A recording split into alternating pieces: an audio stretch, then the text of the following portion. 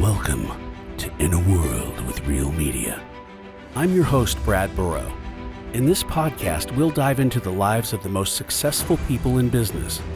We'll learn how they overcame adversity, took advantage of opportunities, and learned from their experiences. Learn from our experts, get inspired, then go live your story. It's In a World with Real Media. Hello and welcome to the In a World with Real Media podcast. I'm Brad Burrow. Today we have Nick Giuliani with us. Let me tell you a little bit about it. I'm just going to read a little bit from your LinkedIn, page here. It says, be humble, be grateful, and be present. I love that. I think that's awesome. It says, all you need to know about me is that I am heads down and working my tail off. Something you don't see all the time these days, huh? I love networking, connecting with people, working to help bring awareness to nonprofits and assisting others in reaching their goals in life. That's awesome, which we'll kind of get into some of that. And says, I'm passionate about Kansas City and the great people in the city. We do have a great city, don't we? We do. It's really amazing.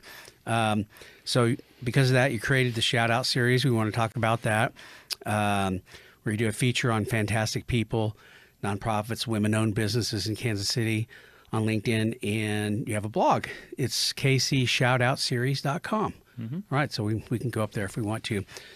So thanks for being with me. I've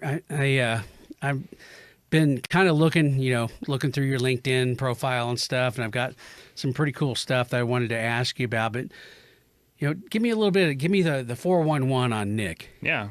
That was a great intro. So I thought about changing it, and every time I do, I'm like, I like the simplicity. Yeah. Because it tells you exactly where I'm at in life. So originally from St. Louis, played baseball in college. I actually went to 3 different colleges in 4 years. Okay, wait, let's stop right there. Yeah. Where'd you play? My son played at Avila. He was a pitcher at Avila. Jefferson County Community College, which is outside St. Louis. Yeah. Johnson County for a year, and then finished in Pittsburgh at Pittsburgh State. Okay, awesome. Well, so my son played for the club, the Johnson County club team. Nice. And ended up going NAIA and pitched at Avila for 3 years. Nice. But was a starting pitcher. He started he was at another school his first year, but COVID hit. Mm-hmm. That messed up so many kids in college. I know. So what position did you play? Started in the outfield for most of my college, but by my senior year, we had lost some people. Yeah. We ended up having to actually have tryouts for shortstop because we had lost so many kids in the fall. But I split between outfield, third base, and first base my senior year. We weren't the most winningest team in Pittsburgh State history, but an amazing experience, great teammates. And I got out of college with no student loans, so I will take that as a win all day long. So that's amazing. Yeah. So my son Briley, his coach was Daryl Cronk, who was an alumni or a Hall of Famer at Pittsburgh State. Okay. He ended up passing away from COVID, believe it or not. But anyway, so there's some ties to Pittsburgh State there. Yeah. Pretty awesome. Yeah. Great school. Yeah. Did you grow up in Kansas City? No, I originally was from St. Louis. That's right. You said that. But when I got out of college, it was 2009.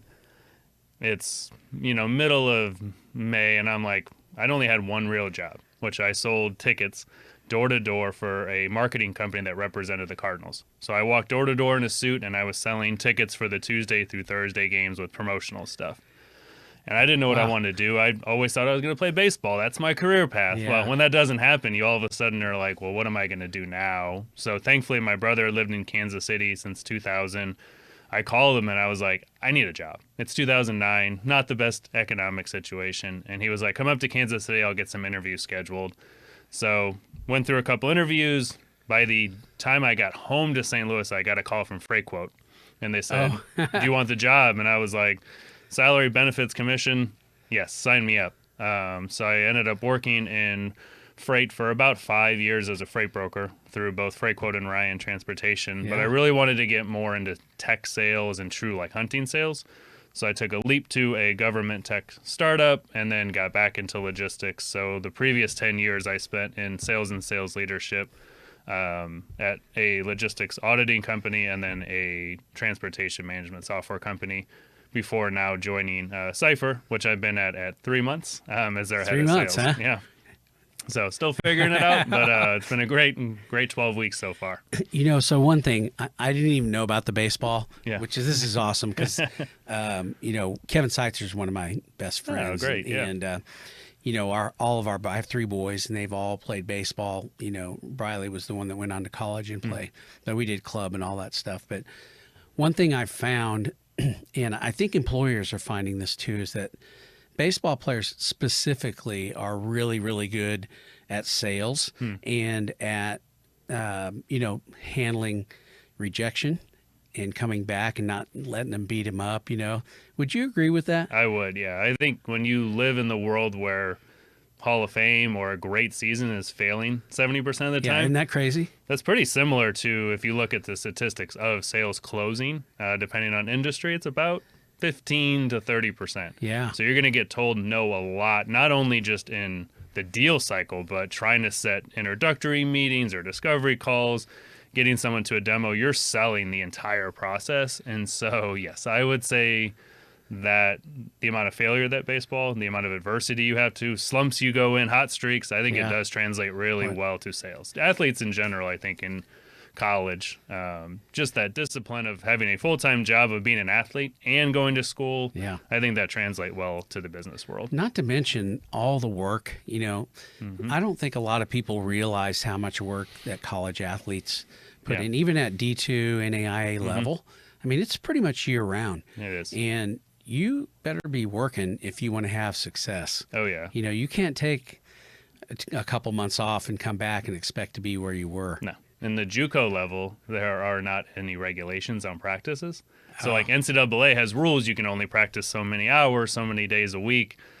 That's not the rules in JUCO. We'd be up at 5:30, 3 hours before school, 6 hours after. Like sometimes it was 7 days a week and tournaments in the fall. So it's a full time, and you go to school. And Johnson County is a legit JUCO program, isn't it? It's a phenomenal program. Yeah. It was and it really started around that like 07, 08 teams. Like those just continue to grow, and now, I mean, they're nationally ranked all the time. They've been to multiple College World Series. So yeah. There's a kid that Briley played with that went to JUCO, just got signed by who? Oh, the Astros. Very nice. Yeah, pretty cool. I mean, seeing kids that you've watched grow up and stuff are kind of working their way through the system. Johnson County is known as a feeder for D1, isn't it? Very much. That and a lot of draft picks. A lot of people go right from there to the draft. to the draft. MLB, huh? Pretty cool. Yeah. Baseball's awesome. We watch. It's been fun. Are you a Cardinals fan? I am. Okay, so that's okay. We won't hold it against you. Yeah, not as much to root for this year as the Royals. Yeah, it's been a rough year for the Cardinals this year, wasn't it? Last couple of years. But. Well, obviously we're Royals fans here, and it's hit and miss for us usually, but this year was kind of fun. Yeah, and we got to. Real Media, we got to do some spots with Bobby Witt, and he was a really awesome guy. So, well, as a Kansas City lover, when the Royals are good, the city's doing better. So, I'm all for a good Royals team. Yeah, so that's interesting. Let's talk about that. How did the affinity for Kansas City come about? Yeah, I mean, being a St. Louis guy, a lot of St. Louis people really don't like Kansas City, and Kansas City people don't usually like St. Louis. Yeah. It's like this kind of thing. The I-70 World Series and all that stuff. Yeah, there's definitely. It's so funny because I get asked that a lot, but ironically, growing up in St. Louis, we thought more about how it's hating Illinois than we were about Kansas City. But the transition of the two cities, even from like when I was born to now, like St. Louis is down, Kansas City is on the rise. I think what really drew me to Kansas City over the last 15 years has been the people. The generosity, the kindness, and I think the openness that the people have to meet and have coffees and mentorship and all the things that you could possibly want in a business community and a nonprofit community, and just the supportive is really what has driven my love for the city and the people in it. Is it noticeable? I mean, Can you really tell a difference? I mean, I've always been told St. Louis is more like an East Coast very much type mentality, where we're probably a little bit more farm, Midwest type. So you would agree with that? 100%. St. Louis has a very interesting quirk that when you meet somebody, you get asked where you went to high school. No matter how old or how long you've been out of high school, they ask where you went to high school because they want to know where you're at on the scope of the world. Did you go to a fancy private school or did you go to a public school? What public school did you go to? What private school did you go to? That makes a difference, huh? Very much. Oh, wow. It's a very different city than St. Louis. I've had friends go there 7-8 years and be like, I didn't make hardly any friends. And in Kansas City, they've met their group of people in a much shorter amount of time. Wow. So. Yeah, well, that's awesome. So one of the things that, kind of as I'm getting prepared for today, I was looking at, and it's very, very clear that you're a person that wants to help people. Mm-hmm. I spent a day with Zig Ziglar. Do you know who Zig Ziglar is? Yes. Okay. Some people don't know. But one of the things that he said, it was doing interviews with him, and one of the things he said is if you want to be successful, help somebody else be successful. Mm-hmm. You're kind of like that.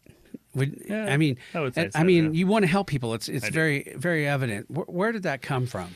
I think it came a lot from my family and my upbringing and just how I was raised. And then once I started really having success in the business world, it was just like this weird innate thing where I'm like, well, I want to now give back and mentor and shine a light on others and just do what I can to try to help, uplift as many people as I can.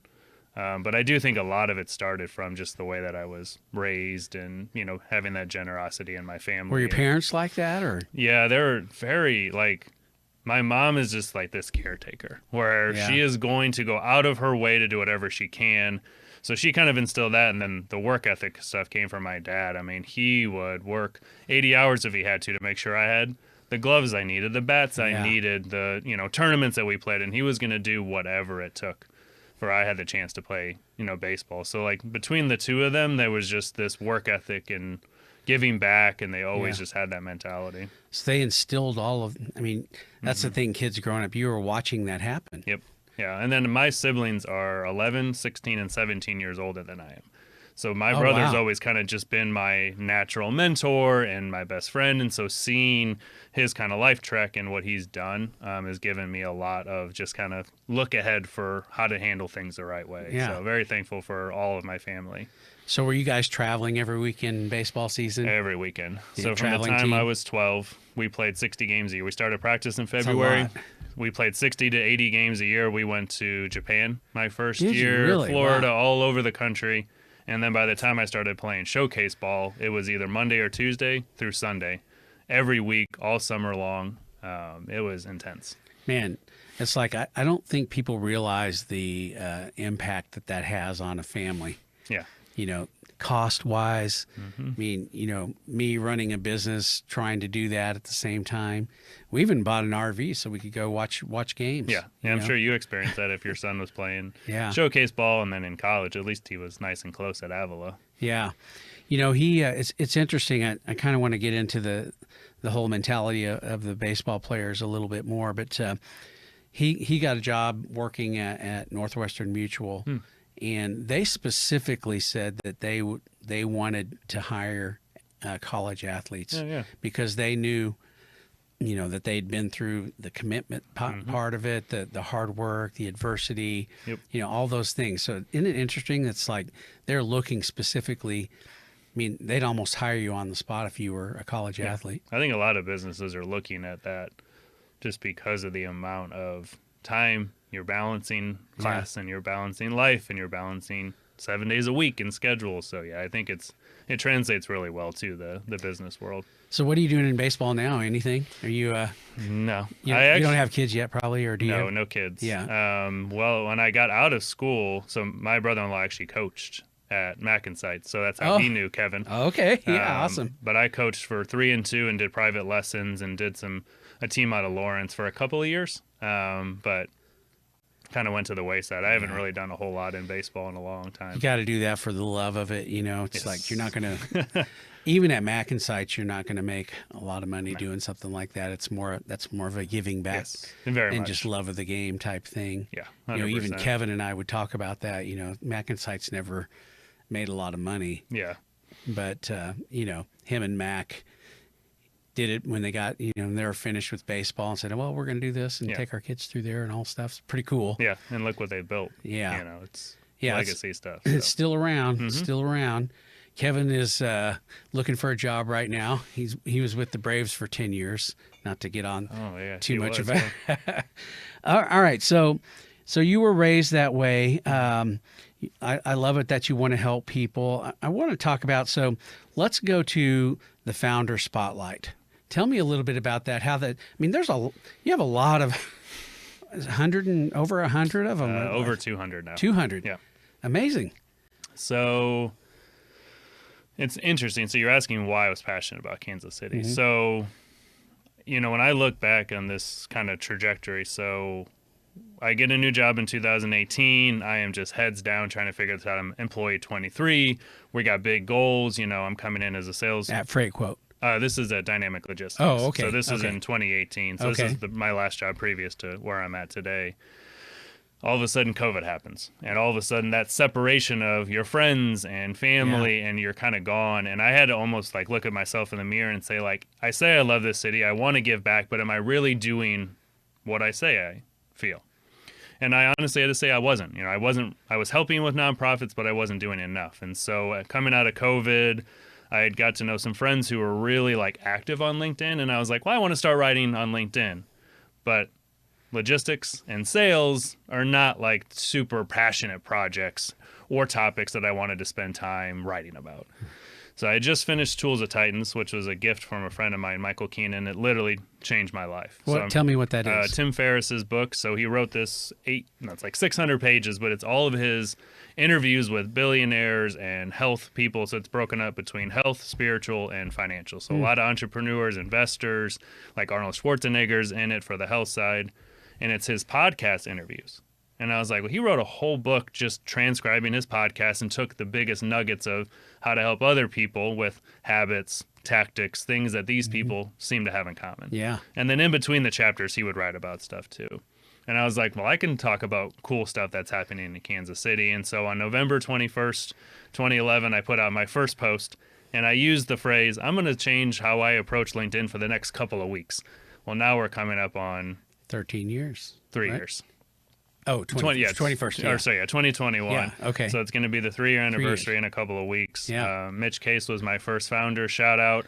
And then March of 22, I'm like, oh, it's Women's History Month. How cool would it be if I shined a spotlight on women business owners? Stupidly thinking, oh, I can do that all in 1 month, when I realized there's thousands of incredible women-owned businesses. And so that then became a series on Thursdays. So every Tuesday is an individual leader in Kansas City, Wednesday is a nonprofit, and then Thursday is a women-owned feature. And so I think there's 220, 230.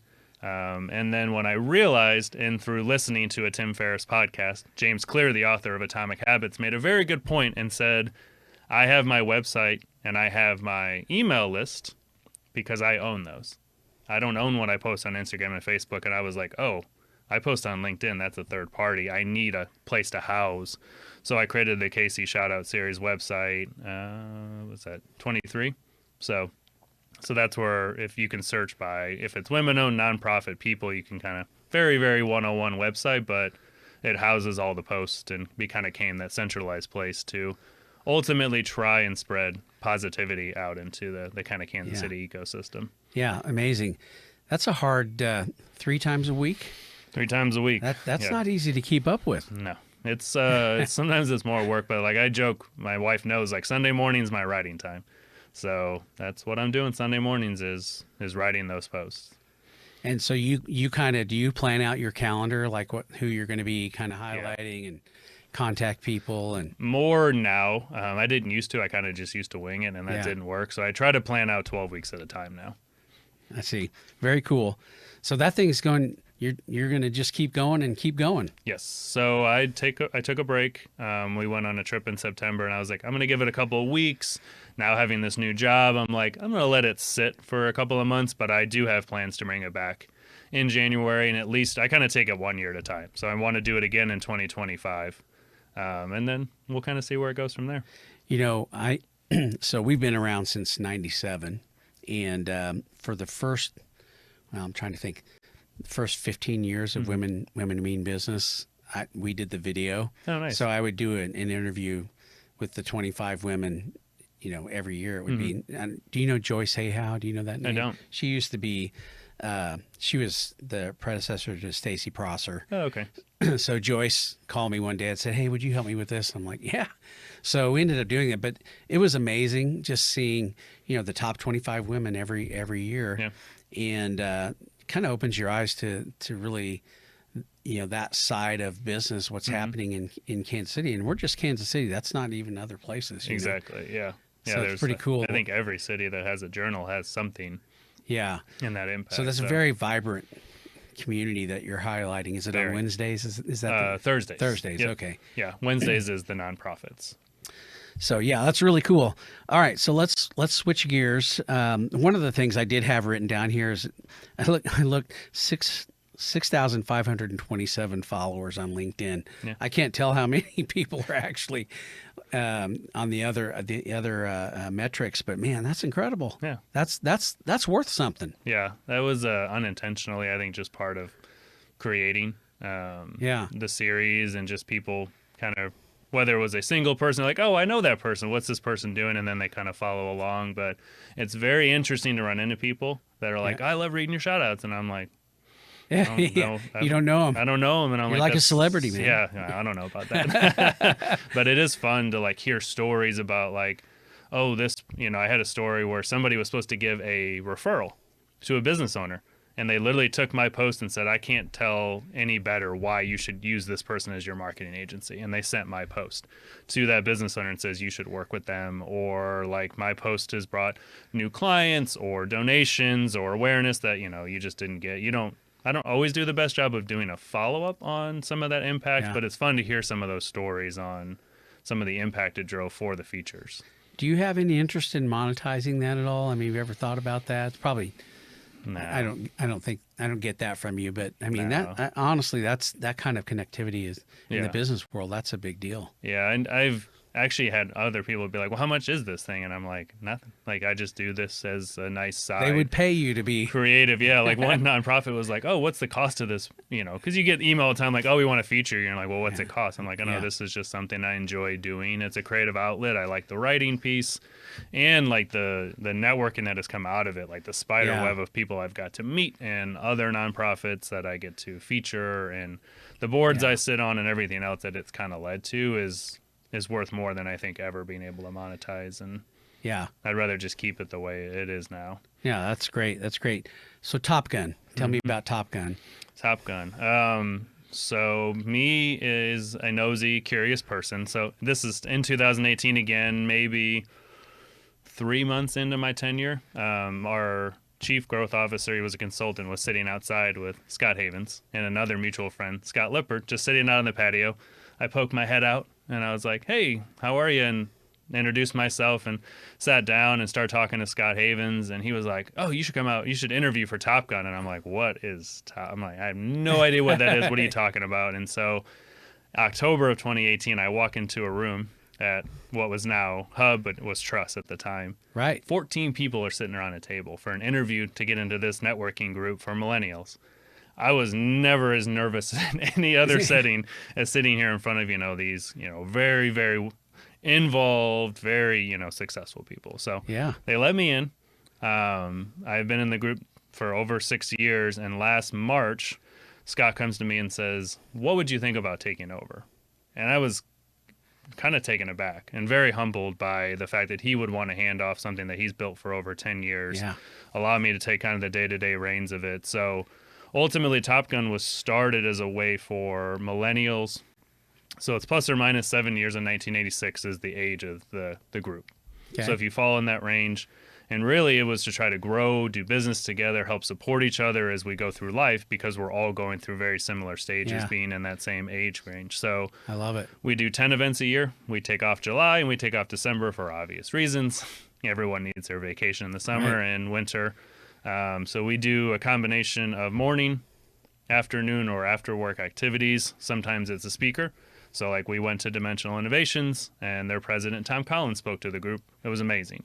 Then we went to bowling and we just, had some pizza and we bowled and we just kind of let everyone kind of get to know each other. So combination between some fun activities and then professional development type stuff with different speakers coming in and talking to the group. So this has been my first full calendar year, along with the board. So we brought on 31 new members. Yeah. And so it's about 133 now, I think, officially. Yeah, that's awesome. Yeah. So I know Scott, we were trying to do a video pilot called Real Talk with Real Media. Oh, nice. I don't know if you remember that. Mm-mm. Jessica Cypher was part of it, and I don't know if you know her name I or do, not. yeah. But it was pretty cool. Joel Goldberg would interview. We'd bring in business leaders, and then we'd do an interview with them, but more in the back. I'll show you that area later, but more of a kind of a television show type thing. But Scott was he's like, oh, we should work on this. We should do this. So I love him. He's got just this kind of infectious energy about him. Yes. And it's awesome to see. So Yeah. So pretty cool. So it's still moving forward, and are you looking for more members still? Are you how's that go? So once we get our next meeting done, which is next week, it's then sit down and figure out with the board, like what went well this year. We let in a lot of people. It was the most people we had let in since before COVID. Yeah. A lot of people did leave as well, too. So really the only thing that's asked of the members of Top Gun is show up. You show up to 5 of 10 meetings. So what I have to do is sit down and say, do we want to get bigger, or do we like the kind of more intimate group? Because I think it was 2019, we got up to a couple hundred members. Yeah. And that's a lot. And so I do want to make sure that we have the kind right... of loses that small... Yeah.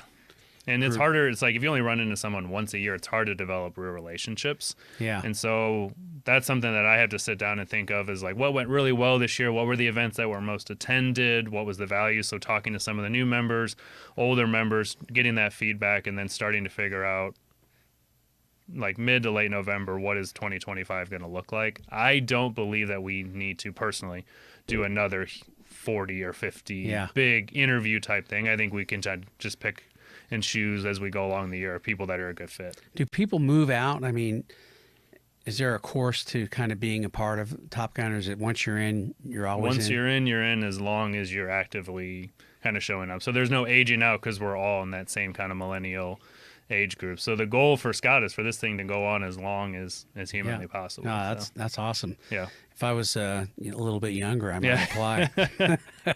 No, I love networking groups like that. I mean, Vistage, and there's some probably not similar, exactly the same, but where you're getting together with your peers, and because it's hard. Business is hard. It's hard. And it's great being able to have a group of people where you can say, hey, I'm struggling with this, or I need help with this. Can you introduce me to this person? Yep. That kind of thing. That's huge. Yeah. It was honestly one of the bigger, you kind of asking about some of the reasons I love Kansas City, like Top Gun. I think between Top Gun and really actually taking my career seriously, which sounds silly, but like it is, you really have to be intentional with your career. Yeah. All of a sudden you start surrounding yourself with the Scott Havenses of the world, the people that are in Top Gun, just getting introduced to some of the top connectors and networkers and business leaders, and all of a sudden you're surrounded with those kinds of people. Yeah. And it makes you want to then be like, well, how do I keep giving back, or how do I take that go-giver mentality? And so I'm so thankful to have Top Gun for me personally and professionally, and so I really am so thankful to Scott that he allowed me to have this chance to keep leading the group into the future. So. That's awesome. What'd you guys do in COVID? I mean, did you that was tough for everybody. Stood in the creative planning parking lot 6 feet away from each other. Oh, did you? Is that right? We didn't do as many events, but we did a few here and there, but we tried to respect everyone's, if they didn't feel comfortable. I think I would say by mid 21, we were back at a not as frequent of a cadence, but by 22, it was basically back to normal. Yeah. So it was a challenging time for everybody, obviously, but we did a lot of remote events, actually remote editing. I sent my whole staff home, and we went out and bought huge hard drives so they could all take their footage home and work from home. Yeah. Crazy. It was a crazy So time. I would be the only one up here. Yeah. Well, my son, actually, Yeah. the guy that was pitching, they got shut down his first season. They shut down 10 games into the season, and he never went back there. Ended up coming to Avila after that. So crazy. Yeah. I couldn't imagine going through that. I mean, there's still kids that are like, this is the last year. It's still the COVID. Like, have been in college for 14 years, it feels like. Yeah. He had 2 years of eligibility left, and he just didn't want to play anymore Yeah. at that level. It's So easy to burn out, for yeah. sure. It's a hard work. Yeah. So one of the things I wrote down I wanted to talk to you about, sales. And I can kind of give you a little bit of a background for us. We're a digital media company. Used to be back in the early days that you would have a staff of salespeople. They'd make cold calls. We'd do brochures. We'd do a lot of videos, like we'd send out videos, things like that, videotapes, whatever those things are. But today, sales is changing Very completely. Much. So Zoom Info, for example, I don't know if you're familiar with Zoom Info. Yep. We have that, and it's really expensive, but it is amazing how much information we can find. So now I know when somebody's going to my website. I don't know who the person is, but I know a company has been there. I have an automated email system that goes out to somebody. Hey, thanks for checking us out. The way we sell, the way we sell now is completely different than ever. Yeah. You being in sales, what are your thoughts on that? So very familiar with Zoom Info. Yeah. Used it for my previous 2 companies, so almost 10 years using it. I actually switched to Apollo. Really? Yeah. Because it's a contact tool. Anybody from Apollo listening to this right now? Yeah, exactly. Free month. Yeah. So yeah, it's a Zoom Info database thing, but it's also an outreach tool, so I can build sequences, and it has a gong-like recorder, so it shows up to meetings and records and transcribes everything that happens in it. So it's kind of a combination of a lot of different systems. Yeah. And for a startup, you got to be a little more efficient in some of that tech stack type stuff. Right. So the landscape of sales right now is very unique because the buyer has never been more educated ever. Right. So let's say when you first started in 1997, you might not even have had a website for them to come and check out. Yeah. You had to cold call them to bring that awareness, but now websites and podcasts and articles and, everything that you can think of, they can do all that research on you. Yeah. So they're coming to you, if they're interested, a lot more ready to buy than if you're just cold calling them, right? So I think there's definitely much more combination between marketing and sales has to work together. I think another piece that a lot of companies will start to hit on too is like business development used to be you hire a bunch of BDRs, you have a bunch of account executives, and you just let them go. Predictable revenue, old Salesforce model. That was a big book that drove the kind of 2000 and early 2010s. Now the shift has to get to finding partnerships. And what I mean by partnerships is like instead of just cold calling for me, right? I can't cold call a bank. They're not calling me back. I'm not cold emailing a bank. So I have to find partners who are selling into that bank with no overlap in our offerings. But we're both going after the same targets. We're both trying to get net new revenue, but our offerings are complementary to each other. So you can set up those kind of referral partnerships to drive business development instead of picking up the phone 400 times, having 2 conversations and having an open rate of, 10% on your cold emails. You're trying to get more of those warm introductions to people who have those relationships.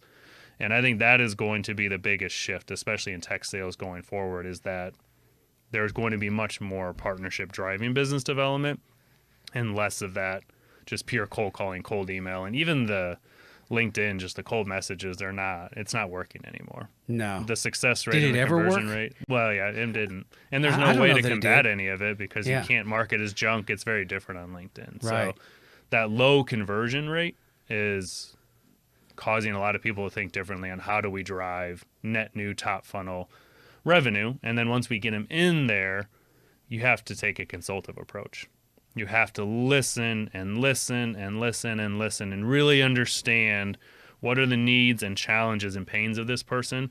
And does what I do even solve that? Because it might not. Yeah. But you have to really take that kind of consultative approach once they do get in your funnel, understand everything about them. You need to really understand their business more than they do because you have to drive that.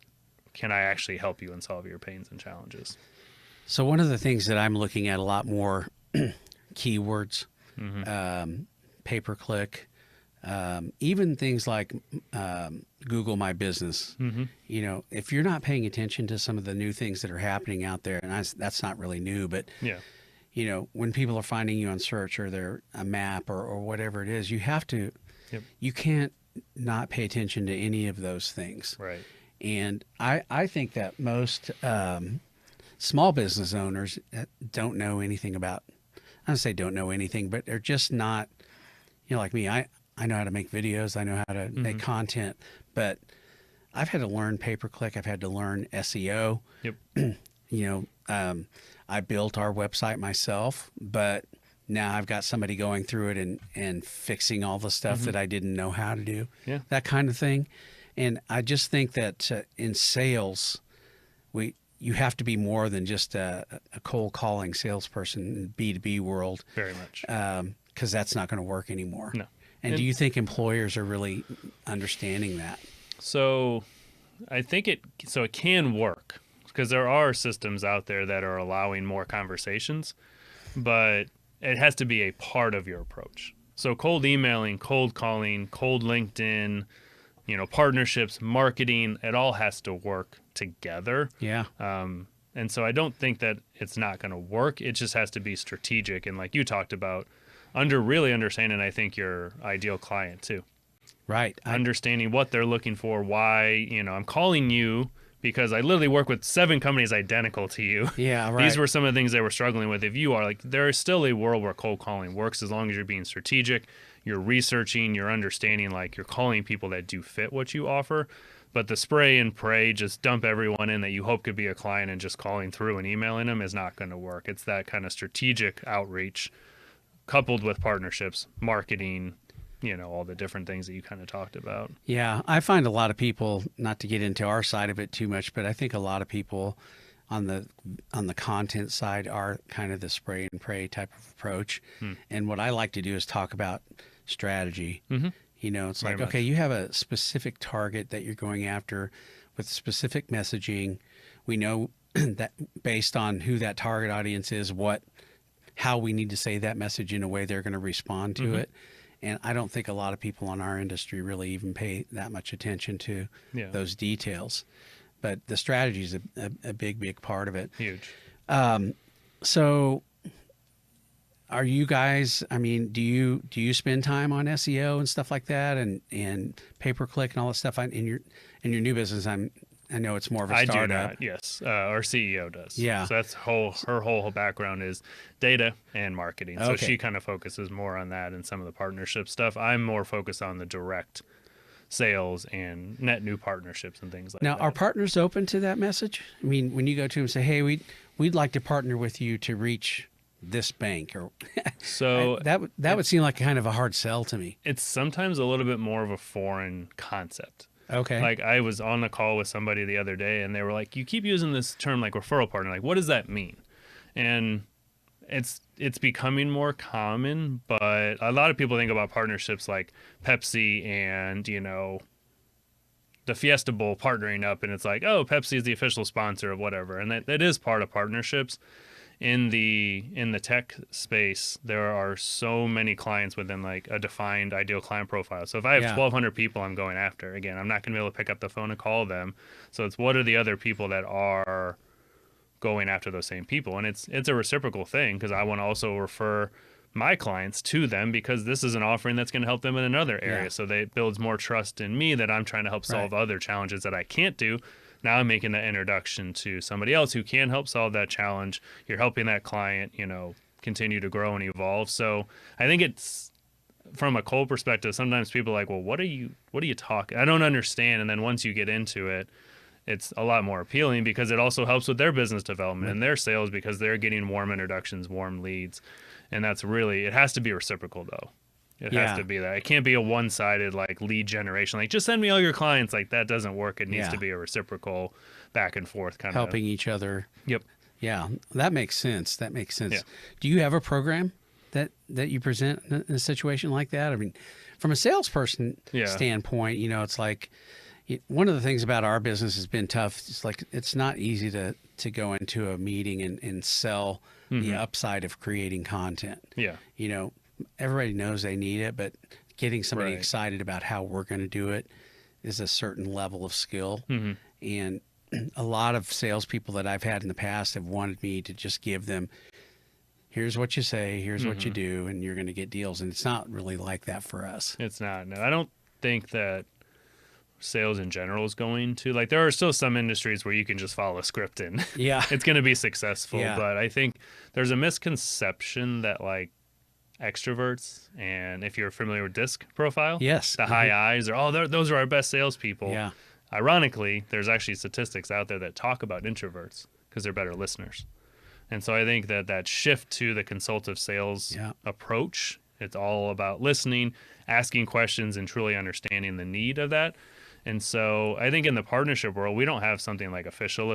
Like, it's going to be different. Some people, it's just going to be a handshake type thing where it's like, you send me people, I send you people. There's going to be other that it is a reciprocal referral partnership. So you refer somebody over, you get a portion of that revenue. If I refer somebody over, I get a portion of that revenue. So there are more formalized things you can do to kind of incentivize those things. But ultimately, if you have somebody that you have complementary and you're going after the same industry, it just makes sense to kind of help each other.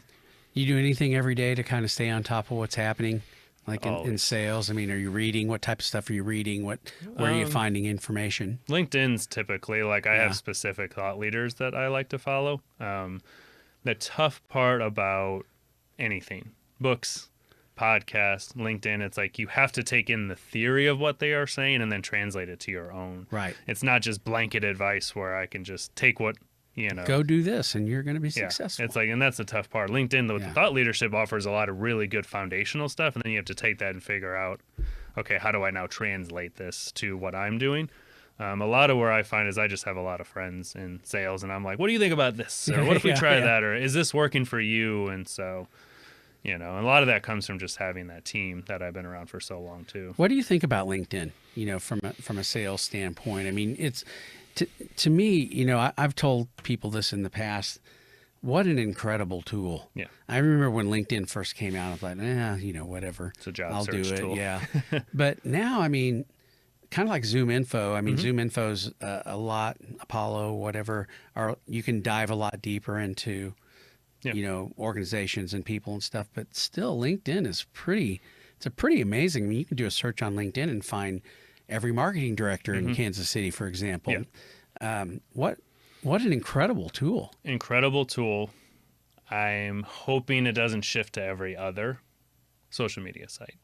It's kind of happening, isn't it? So one thing I've noticed more recently is I'll get onto LinkedIn, suggested post, ad, videos, collaborative article. It takes me 3 or 4 scrolls just to get to my feed of people that I follow or I'm connected to. And so I do worry a little bit about like that piece of it, where some of the value of the thought leadership or connections or, people using it to try to drive value is going to get lost a little bit in some of the promoted ads, the videos that they keep pushing. So it is an incredibly powerful tool. And I think it's a way to bring awareness to your ideal client profile better than any other social media out there. Yeah, I would agree with that. Even we've thought about doing ads on there and stuff. They're really expensive. Yeah. LinkedIn's not cheap. No. But it is something that you look at daily. Yeah. And that's power. When you think about that. I'm even, we're doing podcasts a lot more now, and we're actually putting shorts on TikTok. Oh, yeah. And our TikTok numbers are amazing, and we're not promoting anything. We're just putting it out there. Yeah. And we're, we have one, I think one of our shorts we just recently did. I'm doing a podcast with a guy. It's called Digital Disruptors, and it's talking about all the things that small business owners don't know about digital marketing. Yeah. And 1,800 views, just threw it up there, 1,800 views just like that. Pretty amazing. It's powerful. And I don't know that you can do that on LinkedIn, or maybe the algorithms don't work the same or something like that. But it feels like LinkedIn is a place every business owner or every business person should be. Yeah. Oh, the ever-changing LinkedIn algorithm. Honestly, the best way to combat it is just consistently post. It doesn't matter. Don't worry about your impressions or your likes. Just consistently post. Well, you're doing well.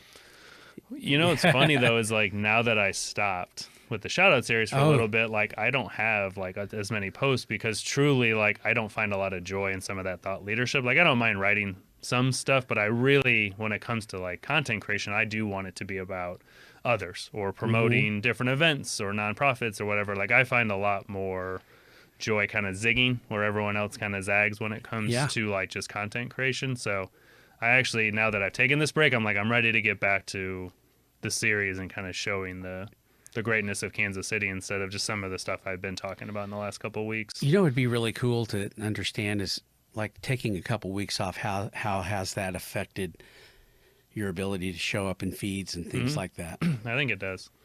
It'd be nice to know that, wouldn't it? Yeah. Yeah. The analytics aren't the best on the back end for LinkedIn, but All right, so that's a really good transition to giving back. You know, obviously that's a part of your DNA. Very much. That's very, very clear. So let's talk about a couple things I wrote down as Casey Can. Tell me about that. yeah. So Kansas City Children's Assistant Network, it was founded in 1999 with the goal to take in grants from other nonprofits, and then we give and fulfill those grants through the fundraising that we do throughout the year. So every year we throw an auction in October. All the money raised for that will go to the following year's grants. And then like end of March to like end of April, we have a grant window where we're taking in different grants from nonprofits. Oh, wow. So within the board, there's over 36, all volunteer, no employees. So all of the work comes from the board members. So we have a grants committee who's taking in those grants. They're evaluating them and they're picking their top 10. And then in June, we host an event called Giving Day. And on Giving Day, the nonprofit executive directors or an employee comes and presents their grant Shark Tank style to us. We decide that day if we're going to fulfill their grant 100%, 75, 50, whatever, and then we announce the amount that they're getting at that event.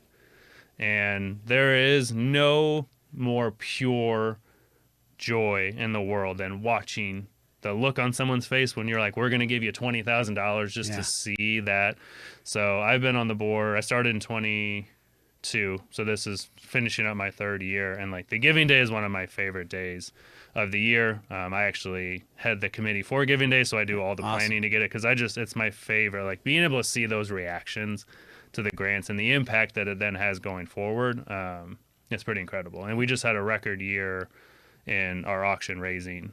So I don't know the final number. I'll find out Friday, but it'll be a lot more than we have done in previous years. Give me a typical range. What? So like 120, 140 was the previous. I think we're over 200. So it'll be the first time in Casey Can history that we'll be able to give out over $200,000 in next year's grant window. And that could be, instead of 9, we might end up having 12 finalists. Or we can do bigger grants if we want to stick to Same amount, but bigger possibly. Yep. Yeah. Sounds like a documentary in there, man. It's an amazing board again, of course. Yeah. Came through Scott Havens. Yeah. He reached out and was like, you want to join the board? And I was like, what is it? And he told me, I'm like, I'm in. Don't even tell me anything else. I'm like, I am in. And that exposure, I mean, I would say in the 3 years we've done, 20% of them I've recognized who the nonprofits were beforehand. And so it's given me a chance to really understand how deep the nonprofit community is, because there are 10,000 of them in Kansas City. Yeah, isn't that amazing? It's a lot for a 2 million, population. And they're all out raising money and trying to make it. Yeah, and it was because of that why I did the nonprofit, because every executive director I met, it was money is first, but awareness was second. And I was like, well, there's a new series. And so that's kind of where the nonprofit piece of the Shout Out series started, was to help drive some of that awareness, whether it was just of them or an event coming up, or some of the other raising I've done for other organizations like Band of Angels or Newhouse or whatever. So I saw Newhouse on your LinkedIn page as well. Yeah, so I've raised. What's the director's name of Newhouse? It's Courtney. Courtney, yeah. Yep. So I've started with Band of Angels with their Art That Blows. I raised money for them in July of 22. Then I went to Most Wanted and raised money for Big Brothers Big Sisters, and then generated income for Tomorrow, which is an amazing nonprofit. And then Newhouse was the last one that I did. So Most Wanted. I see all the people on LinkedIn saying, hey, can you help me raise some money? Yeah, it's intense. That seems a little, yeah. I mean, I'm like, I don't know if I want to be picked on Most Wanted.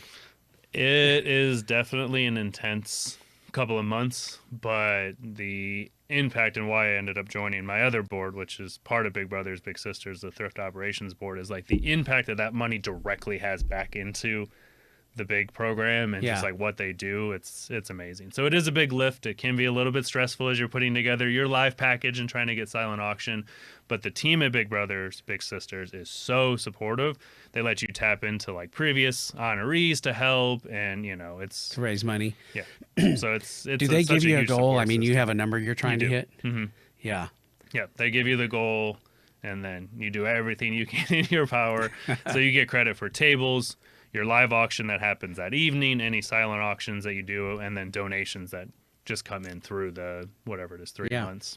So talk about Big Brothers Big Sisters. I mean, that's an awesome Very group as awesome. well. Yes. What are you on the board there or something? So the Thrift Operations Board is one of 5 boards that Big Brothers Big Sisters have, and so what it is, it actually technically is a business board associated with Big Brothers Big Sisters. Okay. So Big Brothers has a partnership with savers. So if you were going to find a bunch of clothes in your closet you don't wear anymore, if you drop off 6 bags of clothes to savers, a portion of that money would come back to Big Brothers Big Sisters. So the thrift board is responsible for donation bin locations, trying to set up clothing drives, lunch and learns. Like, we're trying to drive awareness of the fact that this savers kind of Big Brothers partnership. And so it's over 7 figures of money that goes back into the Big Brothers Wow. Big Sisters budget line to help continue to drive their mission forward. And the COO Erica and the team that is a part of the thrift board at Big Brothers is incredible, and Michael obviously is very involved in it too. But it's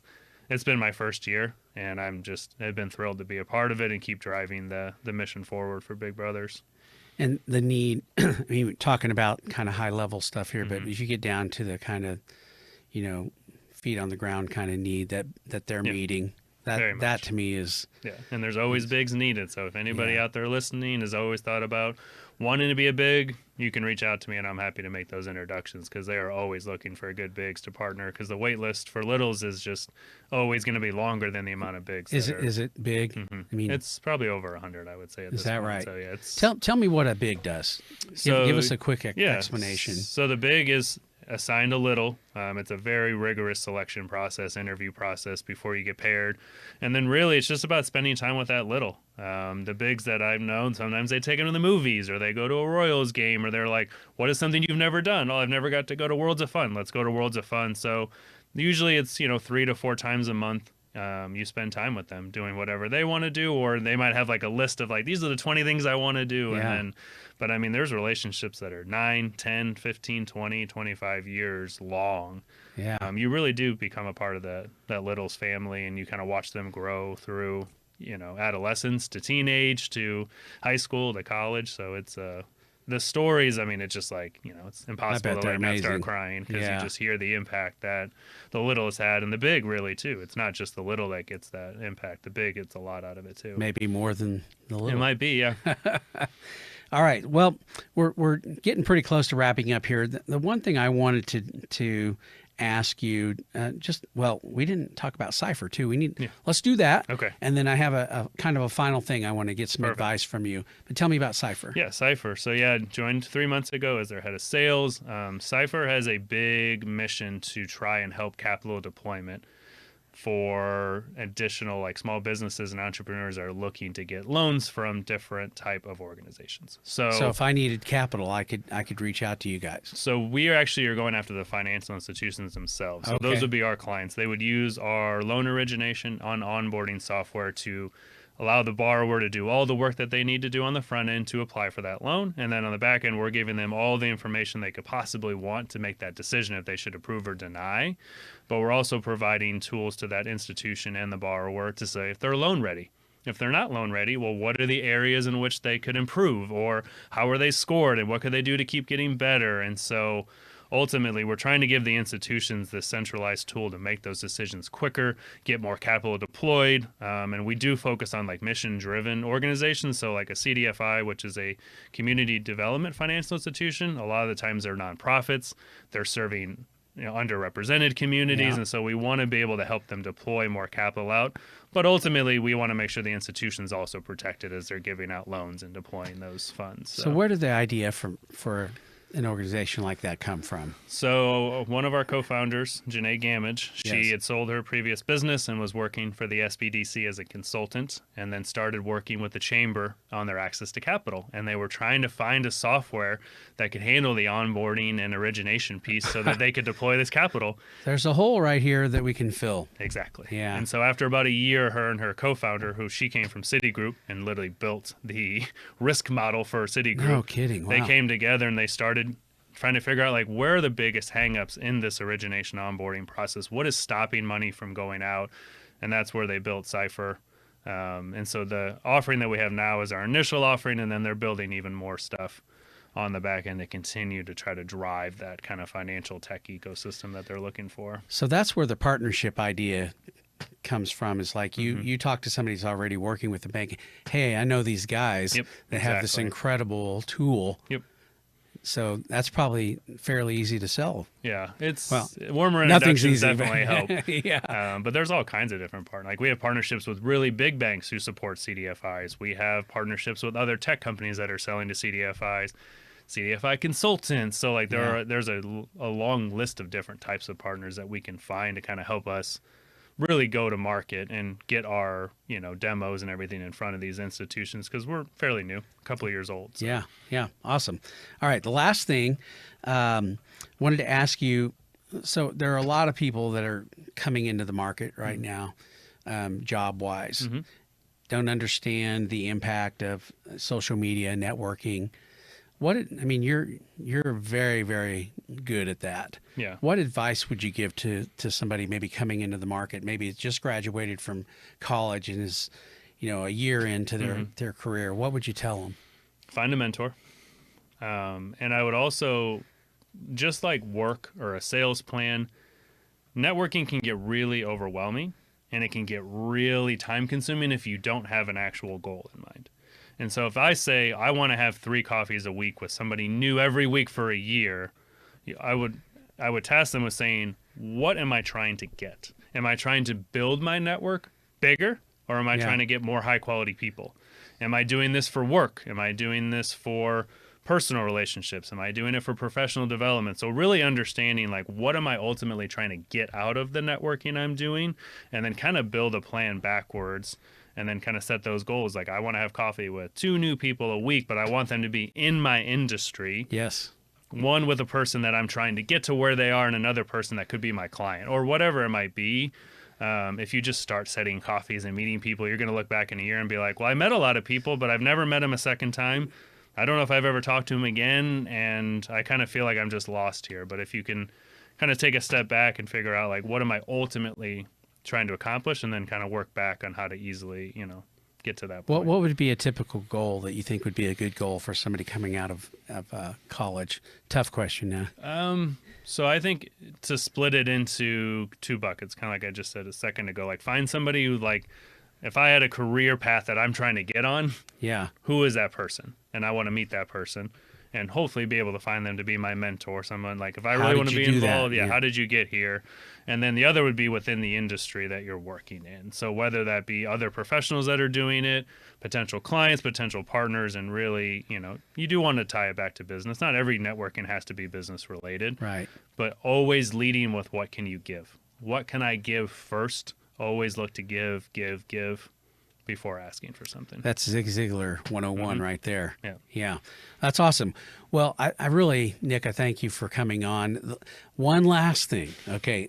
I don't know if you've listened to any of our podcasts, but, we have to have you do the movie voice at the end. Okay. So you have to get really close to the mic and say, in a world, like that. Okay. Okay. So just what I'd like you to do is say, in a world with real media, but give me your best movie voice. Okay. What was it? What am I supposed to say? In a world with real media. In a world with real media. Awesome. Well, thanks again for joining us. I really appreciate it. It's been great to meet you. Feel free to join us for all of our podcast episodes, but subscribe, share, do all the fun stuff. Let's get the word out, and we look forward to seeing you next time. Thanks, Nick. Thank you so much. Appreciate it. This has been In a World with Real Media. Thanks for joining us, and be sure to subscribe on iTunes and follow Real Media on Facebook, Instagram, and LinkedIn so you never miss an episode.